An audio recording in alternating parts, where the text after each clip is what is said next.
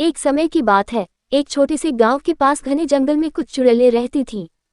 ये चुड़ैलें बाकी दुनिया से दूर अपने ही नियमों और रीति रिवाजों से बंधी थीं। सालों से उनकी एक खास परंपरा थी कि दिवाली के दिन वे जंगल में दिए जलाकर जश्न मनाती थीं। हालांकि वे इंसानों से दूर रहती थीं, पर दिवाली की रात को जंगल में दियों की रोशनी से उजाला कर देती थीं। दिवाली की रात करीब आए और चुड़ैलें अपनी तैयारियों में लग गईं। बड़ी चुड़ैल, जिसका नाम चंदा था, ने सबको इकट्ठा कर कहा, इस बार हम दिवाली को कुछ खास बनाएंगे।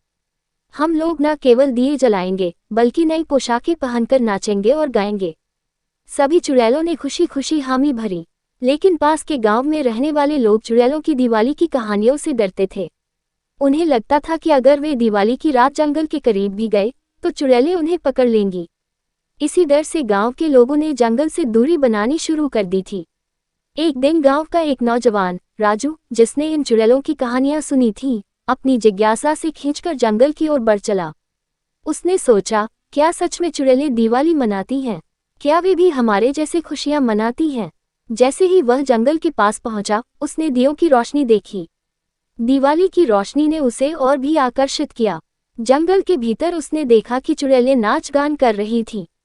उनके चेहरे पर खुशी थी, डर नहीं। राजू ने सोचा, ये चुड़ैलें तो बिल्कुल हमारी तरह दिवाली मना रही हैं। फिर हमें इनसे डरने की क्या जरूरत? पर तभी उसकी आहट से एक चुड़ैल ने उसे देख लिया। वह घबराया और भागने लगा, पर चुड़ैल चंदा ने उसे रोक लिया। उसने कहा, डरो मत, हम तुम्हें नुकसान नहीं पहुंचाएंगी। हम भी खुशियां मनाने के लिए इकट्ठा हुए हैं, जैसे तुम लोग गांव में दिवाली मनाते हो।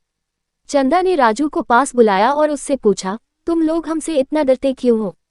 राजू ने अपनी सारी बातें बताईं कि कैसे गांव के लोग बचपन से ही चुड़ैलों से डरते आए हैं।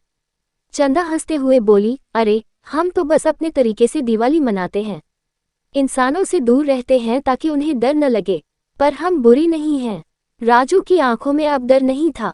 उसने चुड़ैलों के साथ दिवाली मनाने का निर्णय लिया। उसने गांव लौटकर सबको ये बात बताने की ठानी। अगले दिन राजू ने गांव के लोगों को जंगल में चुड़ैलों के दिवाली जश्न के बारे में बताया। उसने समझाया कि वे भी खुशियों में विश्वास करती हैं और कोई खतरा नहीं है। धीरे धीरे गांव वालों का डर खत्म हुआ और उन्होंने भी चुड़ैलों की दिवाली को अपना लिया। उस साल से गांव के लोग और चुड़ैलें मिलकर दिवाली मनाने लगे।